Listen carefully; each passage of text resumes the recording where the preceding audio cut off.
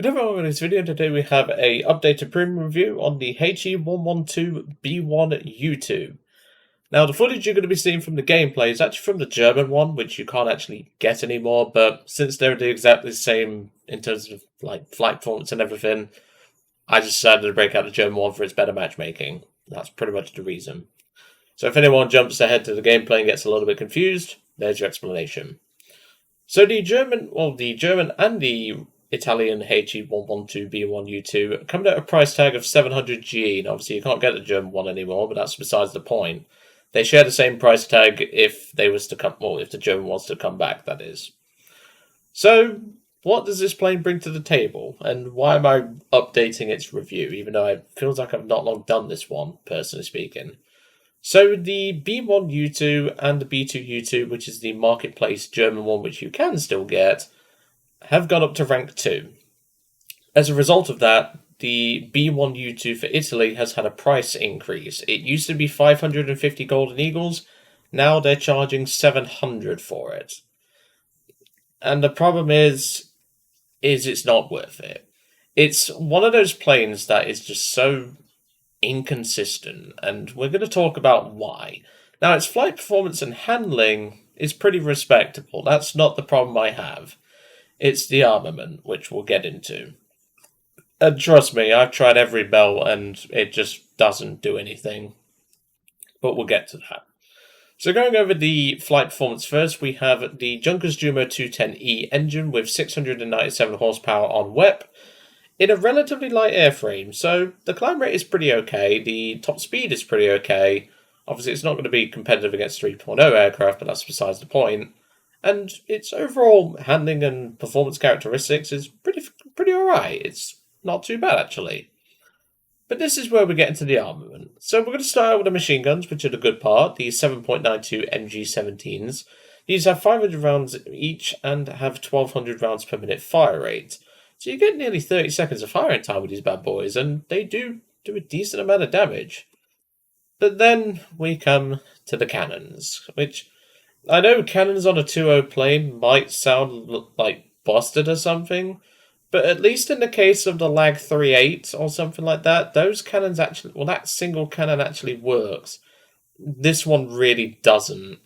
This is the MGFF, not the FFM, not the MG151, the MGFF, based off the Oerlikon 20mm, and trust me, this is a faux Oerlikon. In other words, a fake one, because this thing has no punch.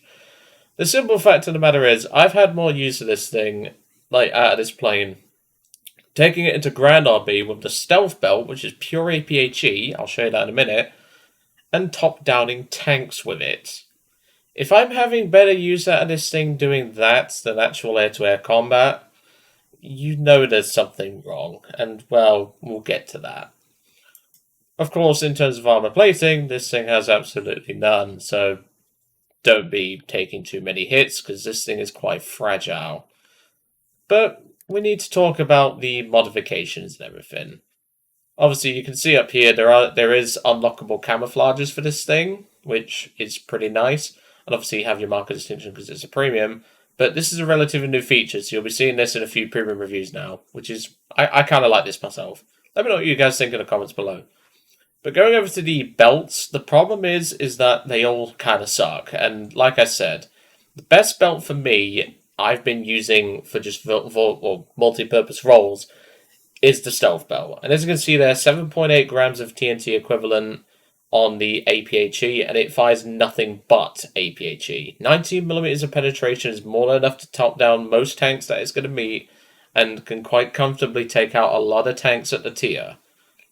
Fair enough, against some of the Russian tanks it will struggle, but this thing's maneuverable enough to get it into position where it can top down even engine decks on Russian tanks, which it can potentially punch through. And like I said, this is probably my most favourite belt. I don't use it for air-to-air combat, I use the 7.92s for that. This is purely for ground attack, this cannon, and trust me, you will thank me when you realise this. Because, as you'll see in the gameplay, the cannons do get a fire, but that's only after a decent burst into a P3, and he still puts the bleeder out. So that really tells you. The 792, there is no answer other than the Omnipurpose Belt, aka the Universal Belt. You can use the Tracer Belt if you wish. This is just pure APT, but it has lower penetration, so I don't particularly like that. And it also has nothing but tracers, so it can be a bit... If you play at night, that is, it can be a bit... Shall we say... It's a bit like lightsabers and freaking Star Wars with how bad the lights can be, but... Yeah, just stick with the Unibelt. It's more than versatile enough. It has API, APT, AP, and adjustment incendiary, which basically functions like a mini HE round. So yeah, this is my recommended belt. Overall though, do I think this thing is worth 700 Golden Eagles? No. There are better aircraft in the tree for the premiums that are just better. Like, if you want to really go down this route, you could talisman something like the C202 or C205. These are excellent planes. You have the SM91, which, yeah, its cannons took a nerf, but it's still a pretty good plane. You've got the D3 Stuka, which is disgusting as a fighter because you have that twin MG81 back turret. And if you want something a bit more Italian, you can go with the Ori 2001, which is actually a better plane than this. Yeah, it overheats more, but the trade-off for its extra performance, better handling, and its better guns is just worth the trade-off. And even then, there's the IAR, which fair enough isn't great, but it's enough to warrant a better price tag use than this thing. So yeah, unfortunately that is something that it is just a case of this plane just isn't that great anymore. But like I say, in the gameplay you'll see the German one. You cannot get the German one anymore. You can only buy this one, so... If you're very curious as to why I used the German one, I felt like it, to be honest. Anyway, I'm going to head you over to the gameplay now. Of course, if you've already skipped ahead, I don't really need to mention that, but still. I'll hand you over to the gameplay now. You'll see a pretty, shall we say, wacky dogfight which goes off. And you'll also see why I am starting to agree with people about anti-aircraft being removed from the game entirely. But I'll gloss over that. Anyway, I'll leave you all to it for today, and I'll see you all on the next one.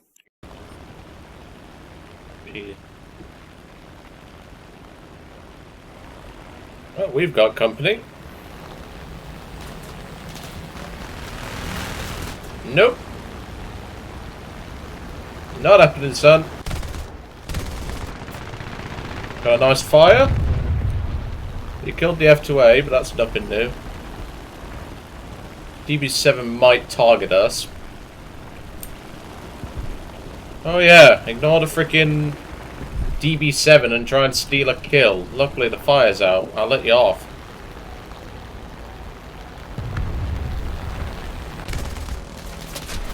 Ow. I never put fires out in my PE3s and PE2s. How come he gets to? Come on, Gaijin. Thank you.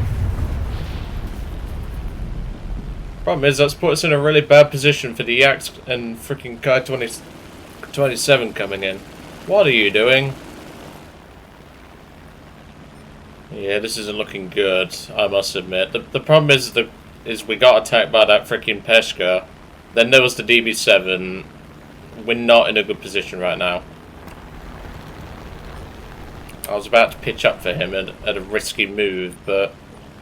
Looks like it's working out in our favour to some extent. Kai 27 coming down, that's going to be very dangerous to deal with. Hopefully we can deal with it, because I know how nimble those little shits are. Every time me and Harry see one, we always call it the Nate, which is our like reporting name, and we know how dangerous these things are. I could not get a shot in. Drop the landing flats. We're never going to turn with it, but that's not my intention. I'm going to try and get a gun solution. No, we're too low on speed. Yak 1 coming down now. Let's hope he gets focused onto the... God, these cannons have got no damage in them. I just cannot pull inside of that thing. Here comes a lag. And here comes the Yak. I'm going to break off a little bit and see if I can deal with the Yak, because that's more of a high priority target. We've got the Nate on us now. But hopefully I should be able to kill the Yak here. Nope. Not got enough muzzle velocity. Unfortunately, these cannons are just really weak, and they don't do a huge amount of damage. To say they're called, you know, cannons, they are very far from that. Yak's doing the right thing and extending. So yeah, this isn't looking good for us, but luckily we have strange backup in the form of a Ju-88. But yeah, these cannons are just a very weak source, unfortunately. They don't do a lot. Let's see if we can deal with Mr. Dragon Burner. Nice hits. And a cannon hit to the cockpit. Dealt with him there, but... Ow! Okay, he might think he's more maneuverable, but he's not. Yaks are maneuverable, but so is the 112. And he's pulling it into the vertical. Smart move. Let's see if we can drop the landing flaps in time. No, he's got us stalled here, dead to rights. Drop the flaps just to keep a bit of extra lift on. Looks like our team is mostly dead. I can hear another plane approaching. We haven't got a lot of time to kill this guy, and he's playing it right, which is worrying. How much time we got? Not long enough. We need to break off and dodge the MiG.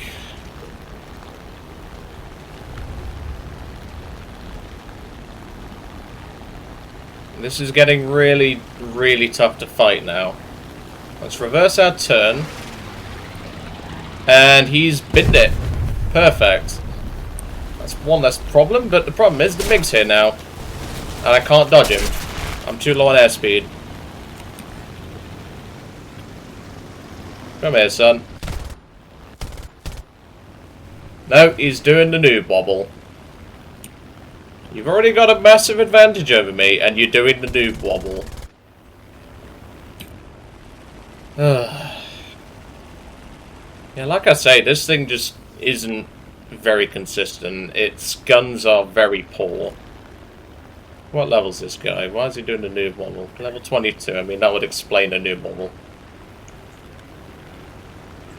Yeah, we're not in a favourable position right now. We've got no cannon ammo left. We've got a very damaged airframe, which we barely managed to dodge the MiG-3 to stay alive.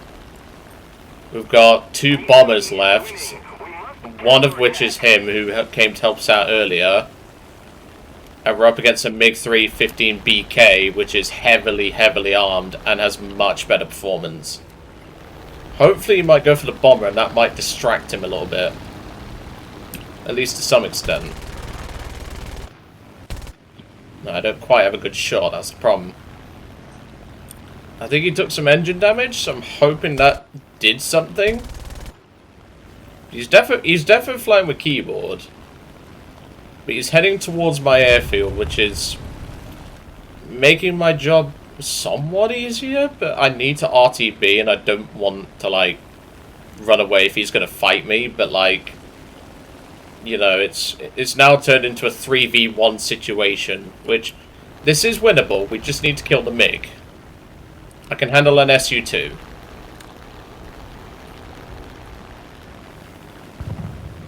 Yeah, he's definitely flying with keyboard and just doing the noob wobble. I'm just going to fire a few shots and go back to base. I can't fly with this condition right now. And yep, he does the usual keyboard freaking pilot tricks. I hate these kinds of players. If you're going to fight, fight. Don't be a dick and just run away the second it's unfavorable. Come on, man. Okay. Now he's fucked up.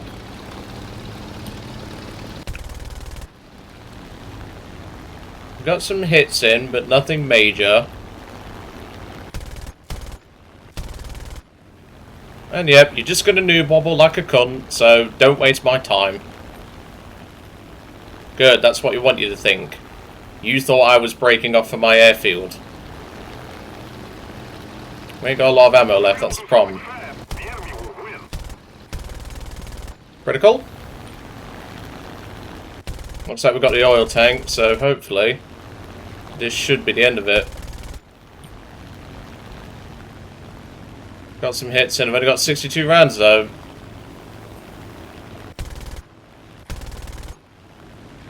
And yep, he's continuing to noob wobble. Because of course he is. I've only got 16 bullets, so I'm just going to fire a burst and go back home. I'm going to have to break off and leave the MiG. I can't fight him with no bullets. Hopefully the damage we've done is enough, but I doubt it. So, yeah. I'll RTB, go back to base and get some more bullets and an actual airframe, and then we'll see if we can win this. See you in a moment. Well, welcome back. As you can tell, we have a bit of an anticlimactic ending, because we are going to lose on tickets, no matter even if I went down there. And as you can tell, this scumbag is doing donuts of his airfield.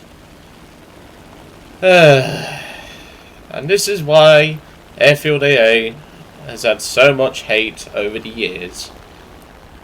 And trust me, I'm actually starting to believe the people who say Airfield AA should be removed entirely. Generally, I'm starting to believe them, because, well, this could have been a win. But with scumbags like that, sadly not.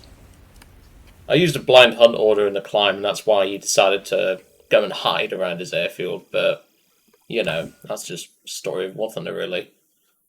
Overall, though, this thing's not too bad, but there is definitely better options.